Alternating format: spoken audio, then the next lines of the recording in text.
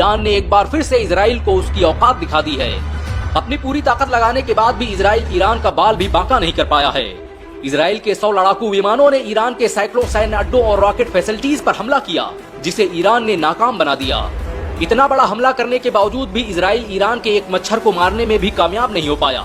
और ये तब है जब इस पर होने वाले इस हमले को खुद इजरायली प्रधानमंत्री नेतन्याहू लीड कर रहा था।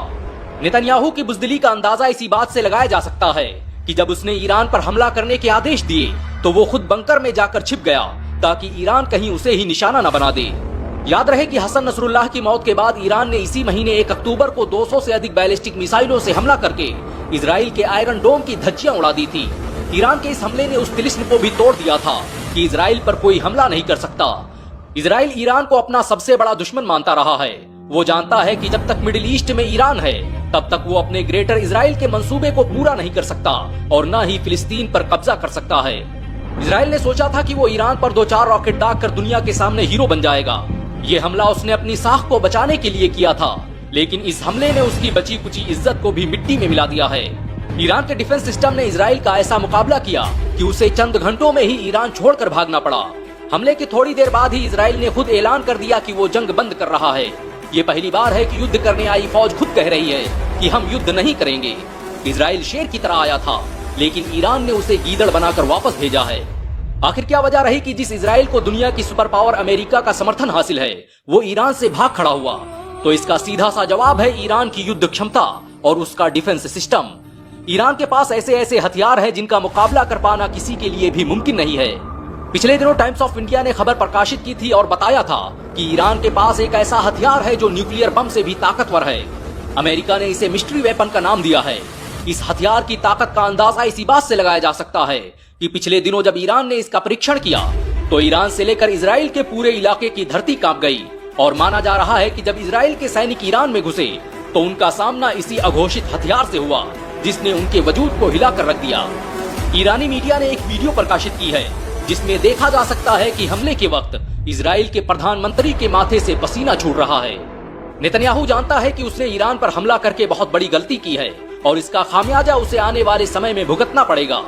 2018 में फॉक्स न्यूज ने जब नेतन्याहू से पूछा था कि इजराइल के लिए सबसे बड़ा खतरा कौन है, तो नेतन्याहू ने कहा था ईरान, ईरान, ईरान। नेतन्याहू ने 3 बार ईरान का नाम लेकर बता दिया था कि ईरान कोई छोटी मोटी शक्ति नहीं, बल्कि ये वो देश है जो बड़ी ताकतों के लिए भी काल बन सकता है।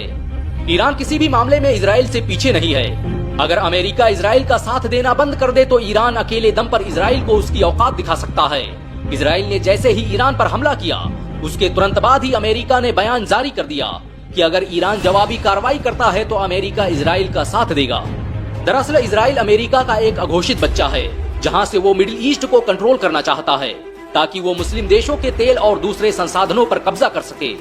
इराक, ईरान, गाजा, अफगानिस्तान में जितनी भी उथल पुथल हुई, उनमें इजराइल की जमीन का जरूर इस्तेमाल किया गया। सोचने वाली बात है कि अमेरिका मिडिल ईस्ट और ईरान से 12,000 किलोमीटर दूर है, लेकिन उसने यहाँ पर 70 सैन्य अड्डे बना रखे हैं। और ये इतना सब कुछ बस एक देश के लिए है, और वो है ईरान। अमेरिका और इजराइल ने जिस मुस्लिम देश में सबसे ज्यादा जासूस प्लांट किए, वो ईरान है।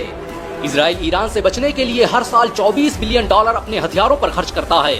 ईरान की आर्मी इजराइल से 5 गुना बड़ी है।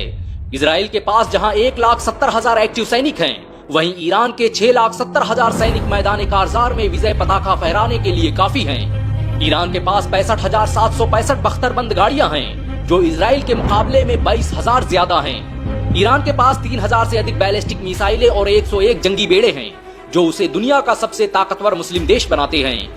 International institute for strategic studies की रिपोर्ट के मुताबिक ईरान वेस्ट एशिया में सबसे ज्यादा बैलिस्टिक मिसाइल, क्रूज मिसाइल और ड्रोन रखने वाला देश है। इजराइल के पास जहां 1370 टैंक हैं, वहीं ईरान के पास टैंकों की संख्या 4000 के करीब है। वहीं अगर सबमरीन की बात करें तो ईरान के पास 19 और इजराइल के पास 5 सबमरीन हैं। अगर अमेरिका इजराइल की मदद न करे तो ईरान अकेले दम पर इजराइल को उसकी औकात दिखा सकता है। ईरान के पास ऐसी मिसाइलें हैं कि वो इजराइल के आयरन डोम को भी भेद सकता है।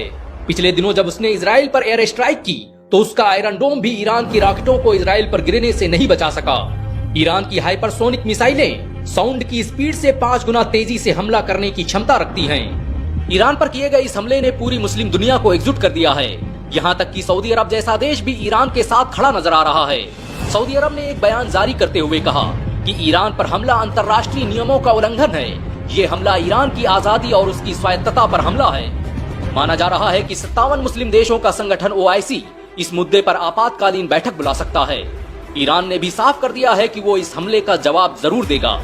अरब देशों को समझना चाहिए कि इजराइल सिर्फ गाजा तक ही नहीं रुकने वाला, बल्कि उसके ग्रेटर इजराइल की सरहदों में मिस्र भी है और मक्का और मदीना भी। इजराइल की स्थापना करने वाले यहूदी थियोडोर हेजल ने कभी लिखा था कि इजराइल तब तक मुकम्मल नहीं होगा जब तक उसकी सरहदों में इराक, ईरान, मिस्र, जॉर्डन और सऊदी अरब न शामिल हो जाएं। अब सऊदी अरब में बैठे शाहों और मुस्लिम दुनिया के हुक्मरानों को सोचना होगा कि उनका अगला कदम क्या है। ईरान पर हुआ ये हमला बस ईरान पर नहीं बल्कि मुस्लिम देशों की गैरत पर हमला है। सबसे बड़ा सवाल तो यही है कि अफगानिस्तान, इराक और गाजा के बाद क्या अमेरिका ईरान को भी बर्बाद करने वाला है? ईरान जब तक जिंदा है तब तक फिलिस्तीन पर इजराइल कभी मुकम्मल तौर पर कब्जा नहीं कर सकता। क्या आप मानते हैं कि सभी मुस्लिम देशों को एकजुट होकर ईरान का साथ देना चाहिए? 26 अक्टूबर की सुबह इजराइल के 100 फाइटर जेट विमान ईरान की सीमा में घुसते हैं। 20 से अधिक ठिकानों पर हमला करने के बाद अचानक ऐसा क्या होता है कि इजराइल तुरंत हमला रोकने के आदेश दे देता है? ईरान का वो कौन सा हथियार है जिसे देखकर इजरायली सेना भाग खड़ी होती है? अगर आप अंतर्राष्ट्रीय मीडिया पर नजर रखते हैं तो आपको ऐसा महसूस होगा जैसे इजराइल ईरान पर हमला करके उसे खत्म कर चुका हो। इजराइल ने ईरान पर हमला क्या किया, मानो पूरी दुनिया एकजुट होकर ईरान के खिलाफ युद्धाभ्यास करने लगी। लेकिन